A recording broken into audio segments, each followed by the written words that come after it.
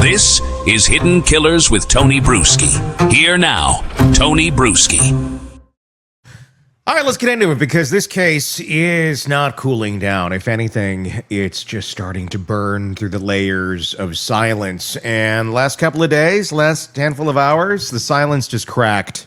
Just a little bit. Let me know your thoughts in the comments section on YouTube if that's where you are watching us. If not, join us on YouTube. Just search Hidden Killers with Tony Bruschi and you will find us there. We've now got public responses from David's camp, specifically from his manager, Josh Marshall, and we've got new language coming out of the LAPD. Neither is a full confession. Neither gives us everything, but they both tell us exactly where the walls are starting to close in. Let's start with Josh. Until recently, Marshall's name really was not front and center. It was tucked away in the paperwork. He's a guy whose name was on the lease of that $20,000 a month mansion in the Hollywood Hills where LAPD served their warrant. The house where they reportedly searched for blood. The house where investigators seized electronics. The house that emptied out almost immediately after the raid. So the public asked the obvious, did he live there? Did he know Celeste was there? And if he didn't, why not? These are kind of, your name's on a lease. There is a level of responsibility with that. And this week he responded not with a press conference, not with a legal statement at all. He responded on TikTok. Seems appropriate. In comments threads. I guess seems appropriate when that's your client. Now, you can draw your own conclusions about what that says, but here's what he said. How dare you say something like this with no facts? These are the alleged comments that were made. And again, allegedly it's him, allegedly. I live in a different state. I'm a father of 3. I work remotely and barely interact with my clients, David included. It's kind of not, I don't think it's a selling point as a manager, but I hear you. I didn't get any emails. I didn't know about the girl. I never lived in that house. I'm not on the cameras. And look, I believe the guy. What it says is I'm kind of frantic. This is looking pretty dark. And in no way, shape, or form am I implicating him or thinking he has really anything to do with what is going on in this story. I just think he's probably absorbing all of this with the rest of us going, oh my God, what the hell did I get myself into by putting this person on my client list? It's a long way of saying I wasn't there. Good. He also said this was the only time he'd speak in the matter for now, which, okay, he felt the need to speak, but not the need to say it in a space that actually makes news or sense. Not Instagram, not Twitter, not TMZ, TikTok comments. Hey, okay, the choice, that tells you something. Now, here's where it gets trickier. He says he never received any email alerting him that Celeste was in David's home. But the internet's not buying that because multiple reports, including one circulating for weeks, say that someone from Celeste's family did reach out, allegedly warning someone on David's team that Celeste was underage and needed to come home. The timeline is fuzzy.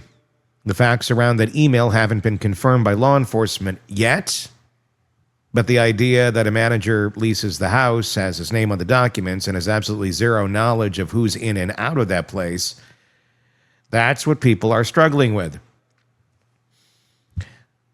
I'm not.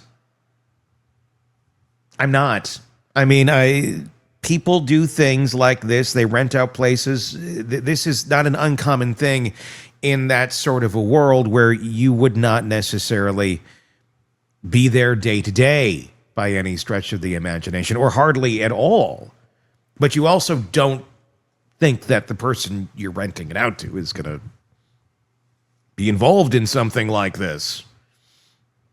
If he is involved in something like this. So, again, I don't think the manager, at least as of right now, in terms of human moralistic responsibility, has a lot on him. Now, in terms of paying attention to your client and what's going on around him, and there has been allegations swirling for a while that he's in a relationship with this woman. But again, a lot of people on the inside are even saying we thought she was 19. And if you didn't know, you did not honestly know the answer to that question, it's kind of hard to react to something you don't have the information on or don't know about. Remember, David's slogan is shh. Not, let me spill the beans that I'm maybe doing this with this person allegedly and they're not of age. And that's not,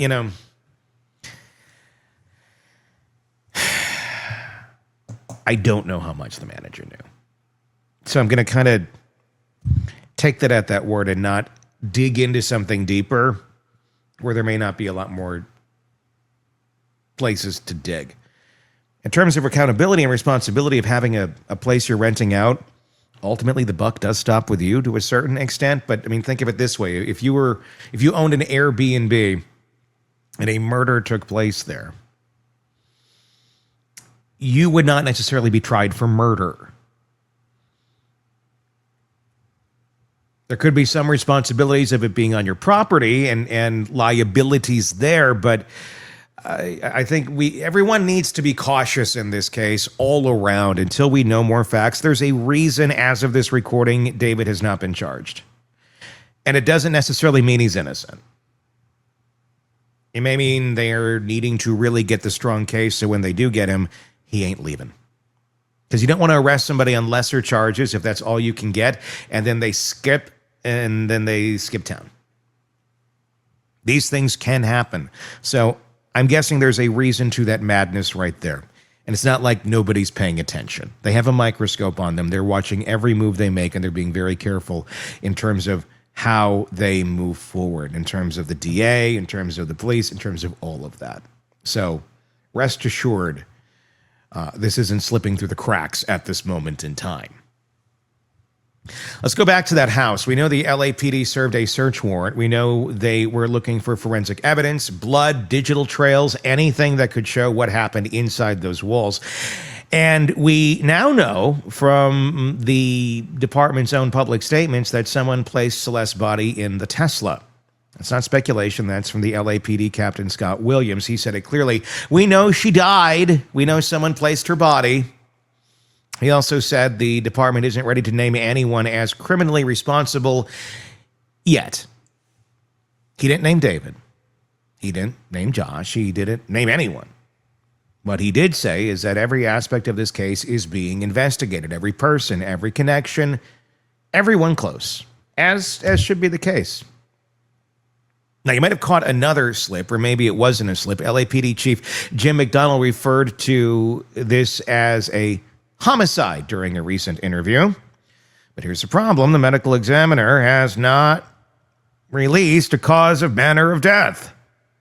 So either that term was used loosely, or LAPD knows more than they're saying publicly.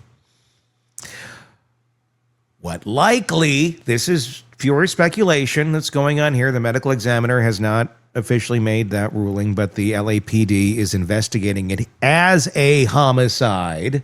Where you go, as a homicide. That's where as is in there. At this point in time, they can do that. They can look at cases that are not necessarily deemed this or deemed that yet if they feel that, it's an active investigation. You need to, the sooner you get into it, the sooner you get information, the sooner you're going to get answers, and the less likelihood of there to be evidence erased, destroyed, all of that. You don't necessarily have to wait for the medical examiner to treat it as what it likely is.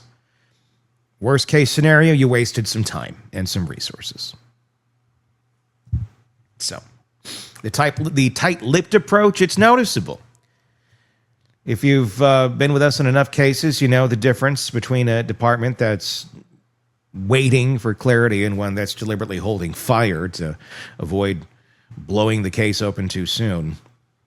Because here's how this works. If they charge David or anyone before the autopsy report is final, before the digital evidence is mapped, before they have airtight timelines, then the clock starts ticking. In California, once you've been charged, you have the right to a speedy trial. And that means 60 days to prep your case and walk it into court. 60 days. It's nothing. That's suicide for a DA's office unless the case is locked down cold. And here's the thing. David's not some random suspect with a court-appointed attorney. He's got money. He's got industry backing. He's got access to the kind of legal team that lives to dismantle rushed indictments. So LAPD is moving slow and intentionally. Meanwhile, the death certificate finally dropped. It confirms Celeste's date of death as September 8th, the day her body was discovered. That tells us they don't have enough forensic data to pinpoint an earlier time of death. Doesn't mean she actually died on that day. That can be adjusted and may be adjusted after some more findings and testing or evidence comes in that can pinpoint a better date. It also confirms something else. Celeste was not pregnant, which shuts down a lot of speculation about motive, secrecy, and why things may have escalated. And that's important because the internet's been running wild with claims, Discord screenshots, TikTok theories, people suggesting she was carrying his child. The death certificate puts that to bed.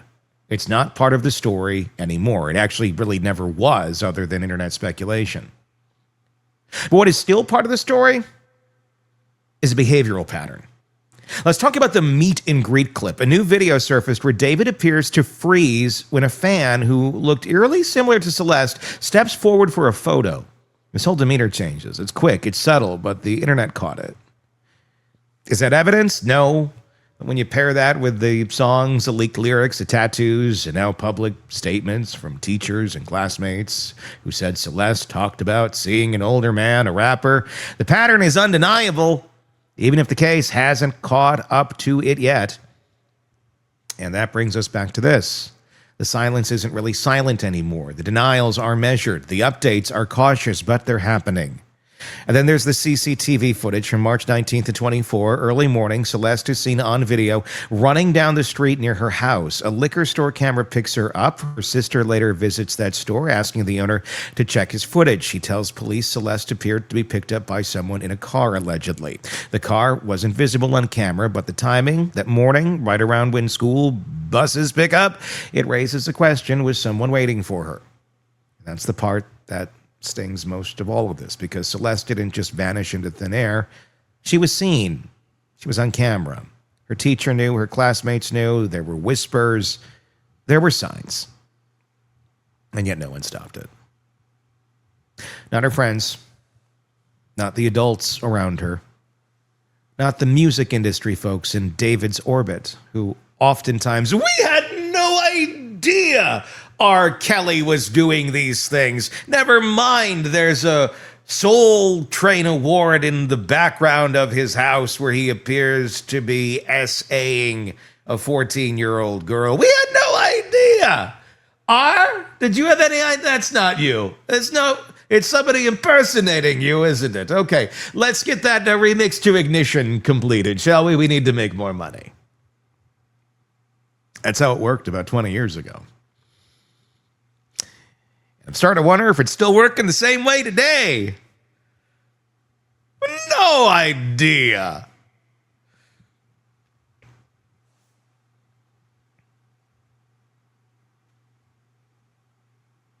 Nobody was there. Not the people scrolling through Discord chats while jokes were being made about their relationship. No one stepped in.